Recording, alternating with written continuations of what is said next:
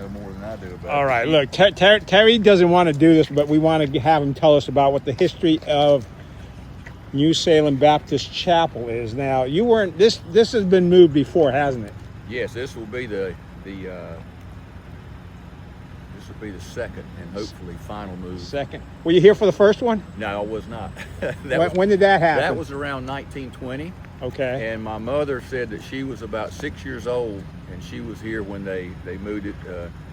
Some gentleman brought in a team of draft horses, and they put this up on logs, and they rolled it from the edge of the highway over to where it sat over there for 105 years.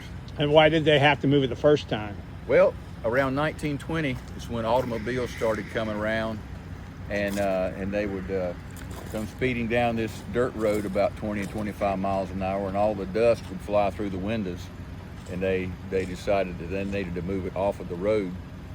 So that's when they decided they better get it over here, and they actually turned it so it would be facing the road instead of facing towards Pittsboro. And then once they set it at the previous site, they added a couple of classrooms on the sides, and then years down the road they added a vestibule in the front, and then extended it again with a nice porch on the front. So and we were able to use the secretary's office and pastor's office in it for years. So but you took those parts off, right? Yeah, the side wings had to come off, but we kept the front on there. It remains. But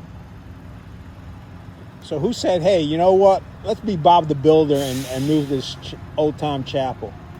Well, when we come to the realization we needed a larger fellowship hall, and we thought that the two buildings would need to be gone, that we would put that building on the west side of our sanctuary.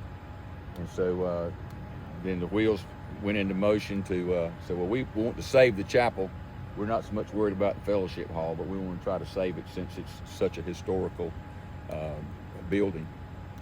So we developed a Save the Chapel fund that people began to donate to until we reached over $200,000. We figured that would be enough to get it moved and set here and get upgraded and everything. Now, how many draft horses were you able to get with that?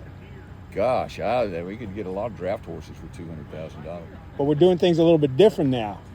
Oldham's Movers, they're a top-notch crew. That family's been moving buildings for over 100 years, so they know what they're doing. But they've done an excellent job. So how long has this process been going? Because I remember when the first day you were out here, you were one of the folks that were taking parts off and moving things around, so this could actually get to the point where they're able to move it. That's been about 3 months, Sue. I think that we started back in May or end of April. Once we got the word move it, we started. We had to do the demolition on it first before the mover would even come to start. So. All right, and folks, I want to let you know, Terry and his crew were not the slow part of this thing. They're not the ones who took months and months and months. You had to wait for permitting to be able to move the building. Permitting took a long time. Also, we had to have engineered plans, and then we had to go through the county permitting. Have detailed plans of the electrical system and the HVAC system, and it went back and forth between the engineers and the county. And it was about 2 weeks ago we finally got the permit to move, and that's when everything really went into high speed. So this is going to be a functioning building. It's not Absolutely. just going to be sitting here unoccupied with no power, no AC, That's true. Once we get this together and get everything situated and upgraded, we'll probably move the secretary and the pastor will be back here, and then we'll focus on the demo on the fellowship hall and clearing that area for the new family life center we're going to build. Because it'll take it'll fit in that footprint, and it'll be around 10,000 square feet. All right, and it's not just the Family Life Center that's expanding, it's the worship area as well, because the church is growing. It is growing, yeah. We have 2 services, and if we put both services together, I think we would already be at our seating capacity. So we really need some extra room. But you're not saying folks can't come if they want to. They can still show up. Well, with 2 services, we have plenty of room. We still have plenty of seats left for people to sit, and we welcome everybody to come. All right, and you all can come by the old chapel and get a picture in front of it, and then once it's fully operational, what do you expect that? Maybe by the end of the year? Or? I don't know, Shannon. What do you think? Take about 6 months? Yeah, I think about 6 months after we get it set in place. All right, so by 2027, the church was built 1883, so it's almost 150 years old. I think you said there's a placard around here for the 100-year anniversary. Yeah, we had plates and cups made several years ago commemorating that, and